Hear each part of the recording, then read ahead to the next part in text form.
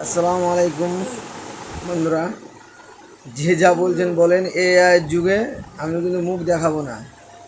আর আরেকটা কথা হচ্ছে, দেখেন, রাজমিস্ত্রি ইউনিয়নটা আমি কেন করছি।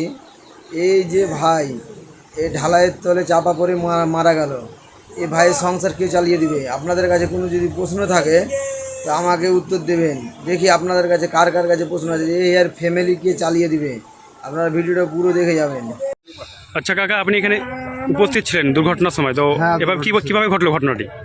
ঘটনাটা ঘটলো বলতে গেলে ও খুঁটি দেখছিল ওই টাইমে, মানে এদেরকার খুঁটি বসে গেছে জলের জন্য খুঁটি বসে আছে, যার কারণ থেকে মানে দুর্ঘটনাটা ঘটলো। আচ্ছা, তো এ পর্যন্ত কি উদ্ধার করা হয়েছে? উদ্ধার করা হয়েছে, তো সম্ভবত বেঁচে নেই। সম্ভবত বেঁচে নেই। তো উদ্ধার করে কোথায় নিয়ে যাওয়া হয়েছে? এখন লালবাগ নিয়ে গেল না, এখন বহরমপুর নিয়ে গেল। তবে এখনো জীবিত কি মৃত স্পষ্ট নয়। স্পষ্ট না, হসপিটালে যাওয়ার পরে রিপোর্ট পাওয়ার পরেই সেটা স্পষ্ট হবে। আচ্ছা, বেশ। ইনশাল্লাহ আমি ঠিক আছি, আর ঠিকই করছি রাজমিস্ত্রি ইউনিয়ন করে। হয়তো আপনাদের যতক্ষণ না আপনারা বুঝবেন ততক্ষণই আপনাদের কাছে অনেক দূর।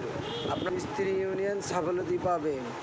আপনারা যদি আমাকে সহযোগিতা করেন তো ইনশাল্লাহ তাড়াতাড়ি হবে, না সহযোগিতা করলে অনেক দেরি হবে। হয়তো আমি যে অনলাইনের মাধ্যমে করব তা না, আমি গ্রামেও যাব বা গ্রামের ছেলেপেলেকেও বলবো, আমি তাড়াতাড়ি করার চেষ্টা করব ইনশাল্লাহ।